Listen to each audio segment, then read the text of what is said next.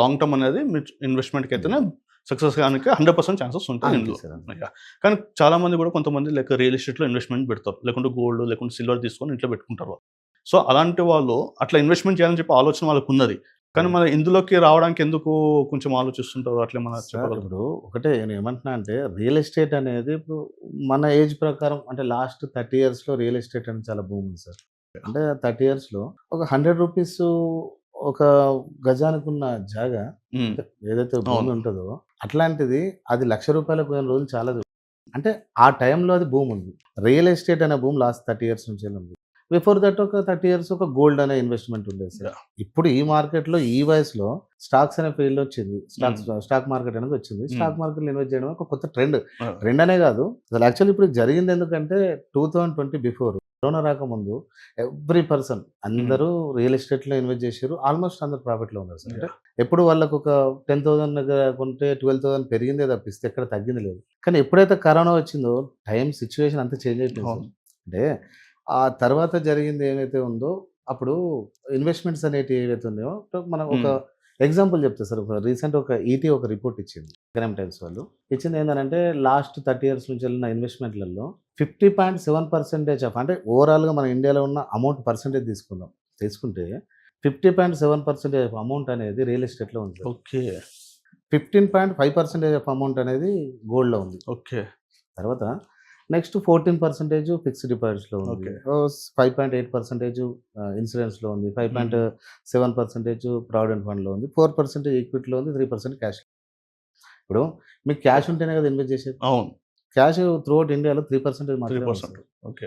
ఇప్పుడు real estate అనే topic వచ్చేసరికి లాస్ట్ 30 yearsలో విపరీతమైన అంటే బ్రేక్ ఈవెన్ దాటిపోయి దాని లైఫ్ టైం హై రేంజ్కి వెళ్ళిపోయింది. ఇప్పుడు నెక్స్ట్ ఇంకొక జనరేషన్లో నేను కూడా ఇన్వెస్ట్ చేద్దాం, నాకు కూడా అది సెక్యూర్డ్ ఇన్వెస్ట్మెంట్ కావాలి కదా సార్.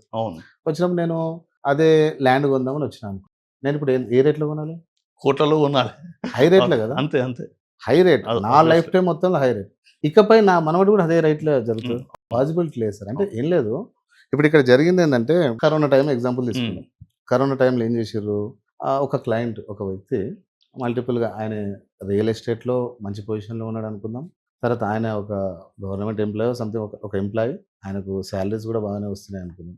ఈ 2 కాన్సెప్ట్లు తీసుకున్నట్టయితే టైం ప్రకారం అప్పుడు ఏం జరిగింది అంటే ఆయనకు కొన్ని కోట్ల ఆస్తులు ఉన్నాయి సార్, పేపర్స్ ఉన్నాయి. కరోనా టైంలో ఆ పేపర్లు ఇచ్చేవరకన్నా డబ్బులు తీసుకురండి అంటే హాస్పిటల్ కోసమో సంథింగ్ దేనికోసమో కావాలంటే డబ్బులు ఎక్కడ పుట్టలేదు. నెక్స్ట్ ఈ ఫిక్స్డ్ డిపాజిట్స్ ఉంటాయి. ఈ ఫిక్స్డ్ డిపాజిట్స్ ఏం జరిగినాయి, ఒకవేళ అదొక టైం పీరియడ్ మీద ఉంటుంది. ఒక 10 years తర్వాత తీసుకోవాల్సి వస్తుంది. ఇప్పుడు సడన్గా వెళ్తే తనకి అప్పుడు ఆ కరోనా పీరియడ్లో రాలేదు. తర్వాత ఈ ఇన్సూరెన్స్ ఉంది. ఇన్సూరెన్స్ అనేది ఎవ్రీ మంత్ ఎవ్రీ ఇయర్ కట్టాలి. దాంతో కూడా మనం సడన్గా అంటే సేమ్ దాని ఏమంటారు ఈజీలీ కన్వర్టెడ్ టు మనీ అనేది అవి ఆప్షన్స్ కావు. సరే ప్రావిడెంట్ ఫండ్ ఉంది, అది కూడా చేయలేదు. తర్వాత ఈ క్యాష్ అంటే ఓకే అది పెద్దవాళ్ళది 3% ఎప్పటి నుంచి మనం చిన్నప్పటి నుంచి వింటున్నాం. ఇండియాలో ధనవంతులంతా 3% అంటే ఇప్పటికి కూడా వాస్తవం 3% ఉంది. అది ఎందుకో తెలియదు.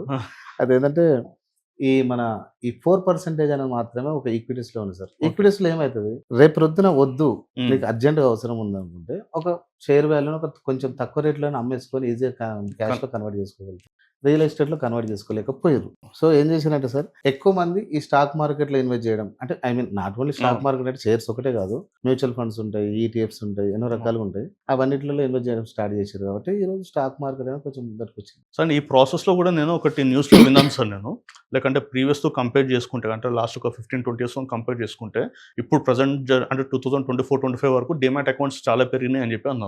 సో దానికి వాస్తవం ఎంతవరకు సార్? అది వాస్తవం అది నిజమే సార్, అది నిజమే. అయితే ఇప్పుడు మీకు ఎగ్జాంపుల్ ఏంటంటే డిమాట్ అకౌంట్ అనే వ్యవస్థ అంటే మీన్స్ డిమాట్ అకౌంట్ ముందు కూడా షేర్స్ ఎన్నో రకాలుగా ట్రేడ్ జరిగినాయి. అంటే ఏం చేశాను, పేపర్ షేర్స్ లో ఉండేది, దాని సర్టిఫికేట్స్ అనేవి. పాతకాలంలో ఏం చేశానంటే ఒక పేపర్ సర్టిఫికేట్ ఉండేది, మన పేరు ఉంటుండే. తర్వాత నేను మీకు సేల్ చేసిన అనుకోండి, బ్యాక్ సైడ్ సంతకం చేసి ఇచ్చేస్తే మీరు తీసేసుకుందని మీరు రిజిస్టర్ చేసుకుంటారు. ఇది ప్రాసెస్ ఉంటుంది.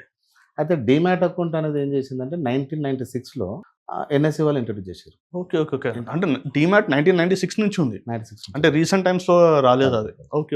డిమాట్ 1996 నుంచి ఉంది. ఓకే. అప్పటి నుంచి ఉన్నా కూడా మీకు ఇప్పుడు డిమాట్ అనే పదం మీకు తెలుసు కానీ అసలు ఎందుకు డిమాట్ అకౌంట్ దాన్ని యూసేజ్ ఏందన్న విషయం ఎవరికి ఐడియా లేదు. కానీ దాని తర్వాత కూడా మా ఫిజికల్ షేర్స్ ఉన్నాయి కదా సార్. ఫిజికల్ షేర్స్ ఉన్నాయి. ఎన్ఎస్సి వాళ్ళు చేసిన తర్వాత డిమాట్ అకౌంట్ వ్యవస్థ క్రియేట్ చేసినాక ఆ ఫిజికల్ షేర్స్ కూడా మొన్న రీసెంట్ వరకు కూడా ట్రాన్స్ఫర్ అయినాయి. ఈ ట్రాన్స్ఫర్స్ అనేవి ఈ మధ్యలో క్లోజ్ చేశారు. ఓకే. సెబీ కొంచెం క్లోజ్ చేసిన తర్వాత మ్మ్. అల్టిమేట్ గా ఎవరైతే లీగల్ ఓనర్ ఉంటాడో ఆయన మాత్రం, లేకపోతే ఆయన లీగల్ Family members. ఉంటారో వాళ్ళకి మాత్రమే ట్రాన్స్ఫర్